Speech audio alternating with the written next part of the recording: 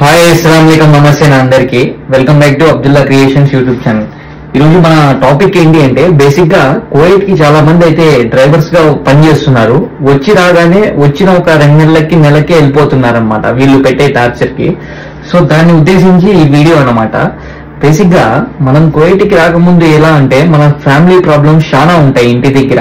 అంటే మనకి ఇల్లు గడవక పిల్లలు వండుకొని మనం పెళ్లి చేసుకుంటే ఊరికి ఉన్నాం కదా, ఒక 4-5 మందిని మనకి స్తోమతకి మించి కనేస్తాం అనమాట. వాళ్ళని సాకడానికి వాళ్ళని పెద్ద చేయడానికి అయితే డబ్బులు కావాలా. సో దానికోసం ఏం చేస్తామంటే మెంటల్ వేసి ఎలా తిరిగి గల్ఫ్ కంట్రీకి వెళ్ళిపోయి డబ్బులు సంపాదించాలా అని చెప్పేసి ఒక ఐడియా అనేది ఉంటుంది అనమాట. సో దానికోసం అనేసి ఒక ఇల్లు బాగుందో బాగలేదో ఏమీ చూడరు, చక్కగా వీసా తీసుకుంటారు. వీసా తీసుకొని వచ్చేస్తారు. ఆ ఏజెంట్ల దగ్గర నమ్మి మోసపోయి వాళ్ళు 70,000 90,000 అడుగుతారు. మోసపోయి ఆ ఏజెంట్ల ద్వారా వచ్చేస్తారు అనమాట కువైట్ కి. ఈ కువైట్ కి వచ్చిన తర్వాత ఇక్కడ చాలా ఇబ్బందులకు గురి అవుతారనమాట. వాళ్ళు కొడతా ఉంటారని ఒకరు, అన్నం పెట్టలేదు అని ఒకరు, తిడతా ఉంటారని ఒకరు. అవన్నీ ముందు తెలీదా? అవన్నీ ముందు చూసుకొని కదా మీరు రావాలా.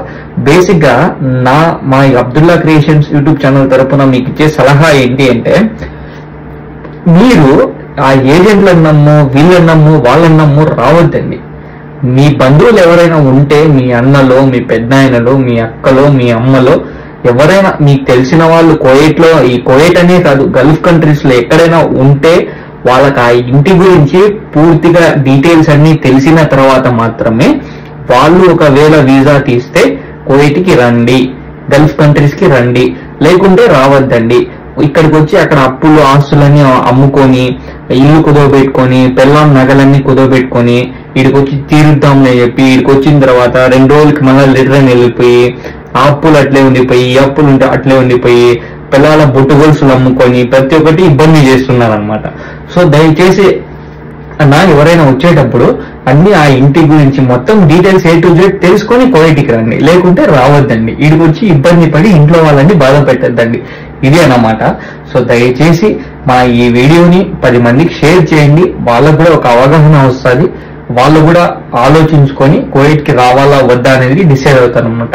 ఇక్కడికి వచ్చిన తర్వాత ప్రతి ఒక్క పని కూడా చేయాలన్నా నేను ఆటోమేటిక్ గా ఇంతకు ముందు వీడియోస్ కూడా మీకు చెప్పిన.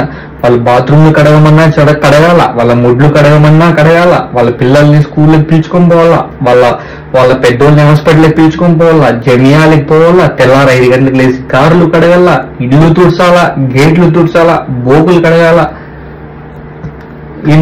కడగాల, చెత్త తోయాలా, అన్ని పనులు చేయాలన్నమాట.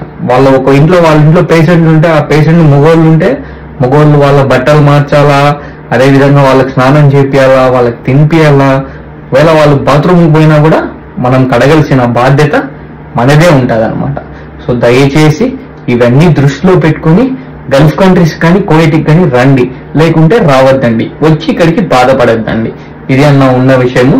ఒక ఇల్లు మంచిగా ఉంటుంది, ఒక ఇంట్లో ఫుడ్ పెట్టరు, ఒక ఇంట్లో ఫుడ్ పెడతారు, ఒక ఇంట్లో బాగా చూసుకుంటారు, ఒక ఇంట్లో బాగా చూసుకోరు, ఒక ఇంట్లో పని ఉంటుంది, ఒక ఇంట్లో పని ఉండదు.